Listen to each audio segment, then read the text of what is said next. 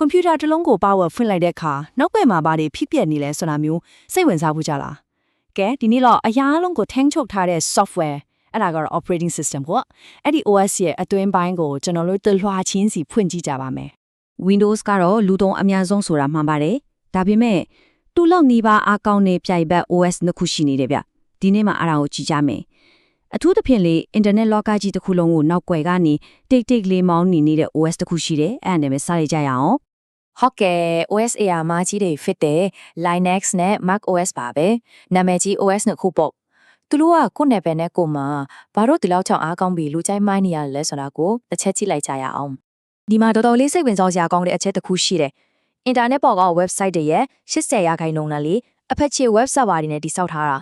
အဲ့ဒီ server အများစုကဘာပေါ်မှာ run နေလဲတိလား Linux ပေါ်မှာပါဆိုလိုတာကအင်တာနက်ရဲ့ကြော်ရိုးကြီးတစ်ခုလုံးက Linux ရဲ့တည်ငြိမ်စိတ်ချရမှုအပေါ်မှာမိခိုနေတဲ့ဆိုတဲ့သဘောပါပဲ။ကျောင်းသားလေးတယောက်ရဲ့ project ကနေစခဲ့တာဆိုပေမဲ့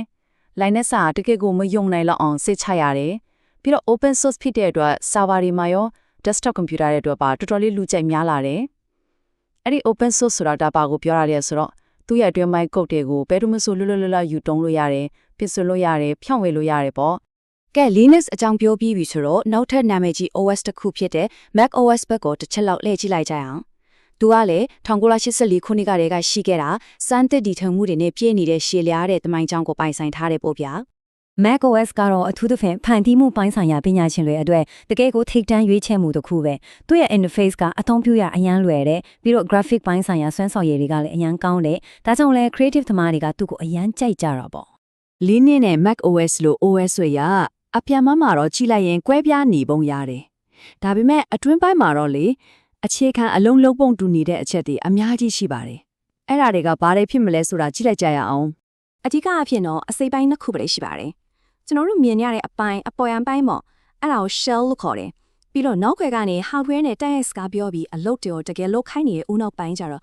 kernel လို့ခေါ်ပါတယ်။ဒါကိုအဆင့်3ဆင့်နဲ့အလွယ်လေးနားလည်လို့ရတယ်။ပထမဆုံး icon တစ်ခုခုကို click လိုက်တယ်။ဒါက share မှာလုပ်တာ။ဒုတိယအဆင့်မှာ share ကနေ kernel ကို hey ကောင်ဒီအလုပ်လုပ်လိုက်ဆိုပြီးအမိန့်ပေးတယ်။ပြီးမှတတိယအဆင့်အနေနဲ့ kernel က hardware ကိုတကယ်အလုပ်လုပ်ခိုင်းတာမျိုးပေါ့။ရိုးရှင်းပါတယ်နော်။ကဲ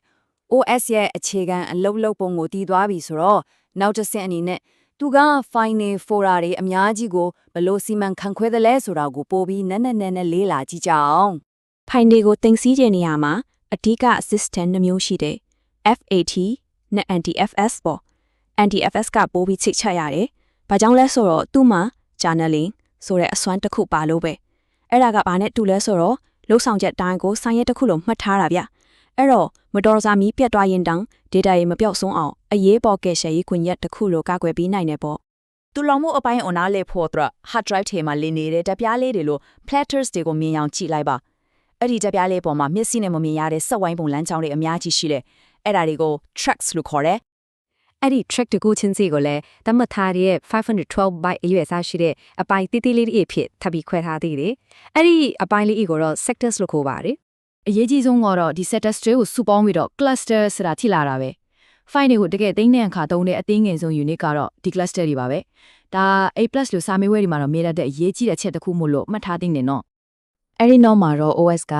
device တွေကိုကျွန်တော်တို့ရင်းနှီးနေကြ folder ဖွဲ့စည်းပုံနဲ့စုစည်းပေးလိုက်တာပဲ။တိသက်စွာစီထားတဲ့ file တွဲဗီဒီယိုကြီးတစ်ခုလို့ပါဗျာ။ကဲဒီလောက်တွေ့ထားပြီဆိုတော့ဒီအသိပညာကိုအသုံးချပြီးတော့ data တွေကိုလုံလုံခြုံခြုံဘယ်လိုချရမလဲဆိုရယ်ပညာရှင်တွေတုံးတဲ့နီးဗျူဟာကောင်းတစ်ခုကိုလေ့လာကြည့်ကြအောင်။ hard drive အလုံးလိုက်ကြီးတစ်ခုတည်းကို partition တွေခွဲပြီး drive အများကြီးလိုမျိုးခွဲသုံးလို့ရတယ်။အဓိကအဖြစ်တော့ OS ထဲဖို့သုံးတဲ့ primary partition နဲ့ data တွေတီးနှံသိမ်းဖို့သုံးတဲ့ extended partition ဆိုပြီးအမျိုးအစားနှမျိုးရှိပါတယ်။ဒါကတော့တကယ်ပညာရှင်အကြံပေးချက်ပဲ။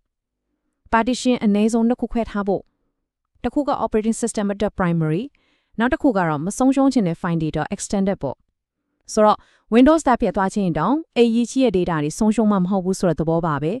OS ကို data နဲ့တိကျ partition ခွဲထားလိုက်ခြင်းက system ပြတ်သွားရင်တောင်အရေးကြီး data တွေကိုကာကွယ်ပေးနိုင်ပါတယ်ကဲဒီနေ့ပြောခဲ့တာဒီအများကြီးပဲနော် operating system တစ်ခုကိုနားလည်ဖို့အတွက်မရှိမဖြစ်လိုအပ်တဲ့အခြေခံသဘောတရားတွေကိုအတူချုပ်ပြန်ပြီးကြည့်လိုက်ကြရအောင်ပထမဆုံး Linux ဟာ web logger ရဲ့အများစုကိုမောင်းနေတဲ့အင်အားကြီး OS တစ်ခုဖြစ်တယ်။ဒုတိယ Cell ဆိုတာကအပေါ်က interface ဖြစ်ပြီး kernel ကတော့ hardware နဲ့တိုက်ရိုက်ဆက်တွဲတဲ့အဓိကအသင်းနှလုံးပဲတတိယ NDFS က journaling စနစ်ကြောင့် FAT ထက် file တွေတင်တဲ့ခါပို့ပြီးလုံခြုံတယ်နောက်ဆုံးအနေနဲ့ drive တစ်ခုကို partition ခွဲသုံးခြင်းကအရေးကြီးတဲ့ data တွေကိုကာကွယ်ဖို့အတွက်အကောင်းဆုံးနဲ့အလွယ်ကူဆုံးနည်းလမ်းတစ်ခုပါပဲဒီအချက်လေးချက်ကိုနားလည်ထားလိုက်ရင်ကွန်ပျူတာတစ်လုံးဘလို့လို့တယ်လဲဆိုတာအများကြီးပို့ပြီးရှင်းသွားပါလိမ့်မယ်တကယ်ပဲစဉ်းစားကြည့်လေ internet လောကတစ်ခုလုံးကိုလဲပတ်စေတဲ့ OS ကြီးတစ်ခုကကျောင်းသားတစ်ယောက်ရဲ့ project လေးကနေစတင်ခဲ့တယ်ဆိုတာမယုံနိုင်စရာပဲနော်ဒီချက်ကကျွန်တော်တို့ကိုစဉ်းစားစရာတွေးတစ်ခုချန်ထားခဲ့ပါတယ်နောက်ထပ်ဘာတွေများဖြစ်လာနိုင်အောင်မလဲ